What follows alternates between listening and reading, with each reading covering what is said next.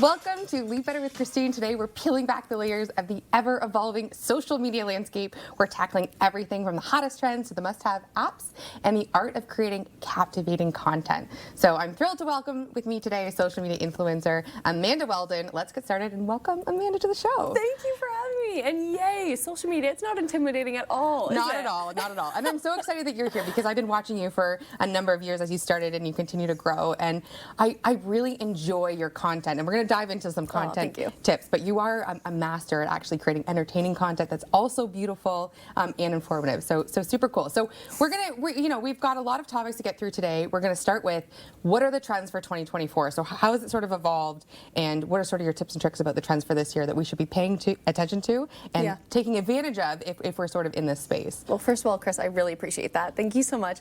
I think when it comes to social media, the trend that is kind of the evergreen trend will always be storytelling. And storytelling is becoming so much more important, and not necessarily as a buzzword. I think we've been hearing authenticity as a buzzword for so long. The trends for this upcoming year, I'm excited about because the platform I want to be on the most is YouTube. Interesting. And long-form content is going to be absolutely reigning queen this year. Platforms like TikTok have been getting into that because actually over 40% of viewers who watch YouTube cast it to their TVs. And so now TikTok is going to be integrating that into their app, into the capabilities to also cast that to your TV. Have you ever been doing chores watching YouTube on your TV? Oh, absolutely. Okay. Absolutely. Yeah. So that's going to be a really big one. And then there are other things like X. If you don't know what X is, you do. It's Twitter. And even Elon's been focusing more on the creator community there. I mean, big promises have been coming out of that platform as well, specifically for creator funds. So I think we're going to be leaning into that long form content. And another thing on Instagram, the algorithm.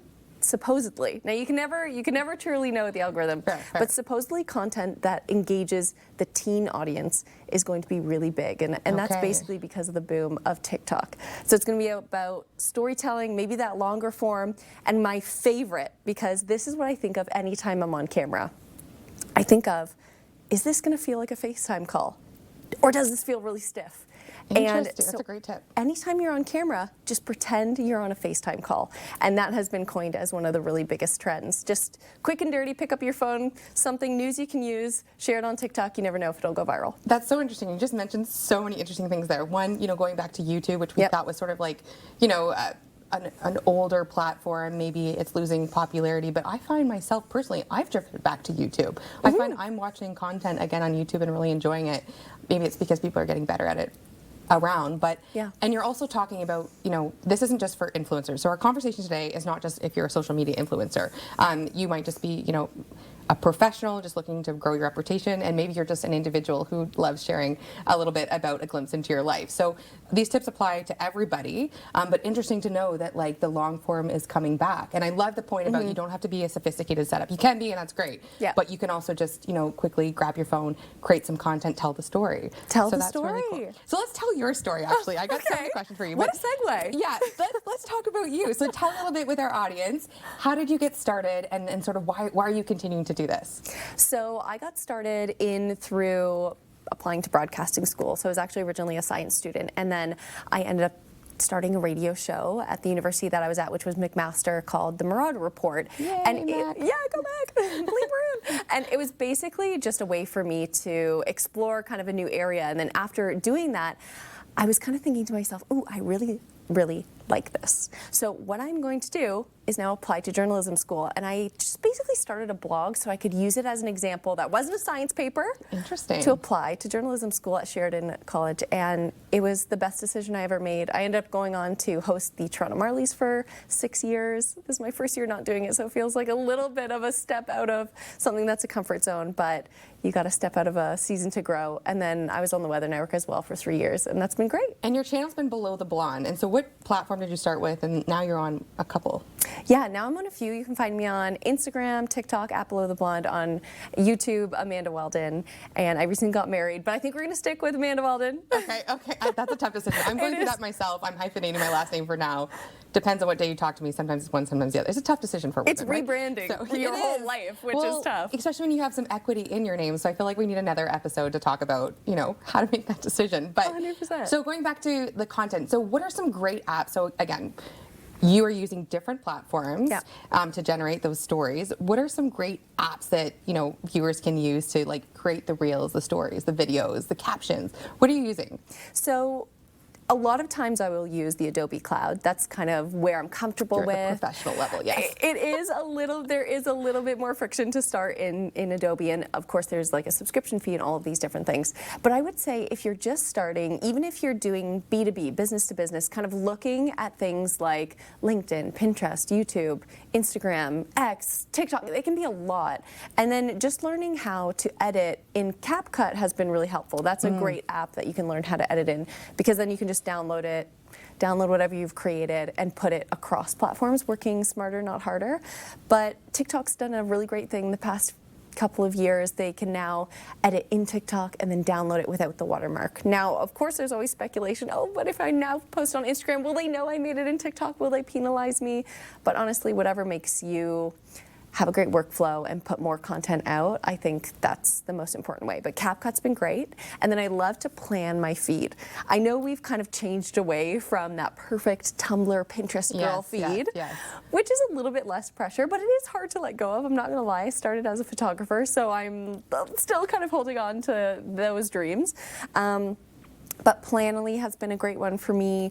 There's a few other ones like Unfold. You can get free ones, but Instagram has just enabled you, when you put a photo up to go upload, you can actually preview it in your feed before you actually press publish. Okay. So now you're not paying for a subscription, you're not basically giving your login information to any other app, but you're able to preview your feed before. So you don't have to do a ton, but those are two I would definitely suggest to get well read in. And you're talking about planning like the creative and like the visual elements, but it's also planning the story. So if if you're getting started, or you're stuck for an idea and you want to know, okay, what should I be posting, or how do I tell the story? Any tips for our viewers on how to come up with that, or plan the shot even? I'd love that you asked me that question, because this is another big trend for the year, and you totally just jogged my memory, and that is series. Series are going to be absolutely huge, and also if you are in the creator community or you're looking to step into that, it's another great way to monetize your platform and then just learn along with your audience. People love watching a story from start to end. So for example, Chris, I am redoing some things in my bedroom. I'm building this whole built-in wall, and from start to finish, I've filmed every single day, and I can make that into short form content, release it day by day as a vlog as it evolves. People get excited about seeing what's next, maybe learning along the way, but then you can also film it as a long form video, package it all together and put it out on YouTube. That's really great. And you keep your audience engaged, and like anything really is content. Like people just like getting a glimpse into your lives, and we want to share. And for the professional audience out there, it's the same thing for work. I don't follow too many yet of professional influencers where they're sharing like a day in the life, but I think that could be something that's really interesting and might be worth dabbling. I mean, some of us do this on LinkedIn. We share out kind of what we've got going on, and we share our wins and successes, but more of a the visual sharing of what goes on behind the scenes. I think that could be really educational too when you're talking about sort of like mentorship and trying to bring up the next generation. And I think that a lot of us have been overwhelmed. You've been hearing about dopamine deficiency. When you are scrolling on quick form video, there's a reason why you look down at the clock and you think, what? An hour went by? Yeah. How? Yeah. And when we do that, there are true brain studies that show that we really only have so much dopamine we can use up in a day. And if you are sitting scrolling on your phone and it's not designated time, because definitely don't want to discourage from consuming content when you feel ready and engaged and wanting to do that, if you aren't planning that time, you will leave that probably feeling worse for wear than when you went into it. Have you ever felt that before? For sure, for sure. And it is about the right mindset, right? And know your limits and play within them. Like the same sort of concept for social media. So we've got about a minute left before we go to break, and then we're going to have a panel conversation. But tell us a little bit about a day in the life for Amanda and for content creating. What does that look like? Because it is overwhelming to keep showing up consistently online. Yeah, I am a big firm believer now in the Pomodoro effect, where you work for 25 minutes, take 5 minutes off, work for 25, and you just get it done. But a lot of it is just planning your schedule. Using apps like Notion as well is amazing for setting task lists. Maybe even that's writing things down. But it's really a mix and a toss-up between being on television shows with yourself and creating content, editing it, packaging it, and putting it around. You cannot take for granted how long all of those things take. Yeah, absolutely. But you're obviously having a lot of fun because you continue to do it. you continue to show up and you're very consistent. So we're going to go to break, but when we come back, we're going to be joined by 2 other professionals, and we're going to dive deep into like how this works and how this can work for you and in different professions. So really excited to continue the conversation. So Amanda, thanks for being with us, and we will be right back. Can't wait.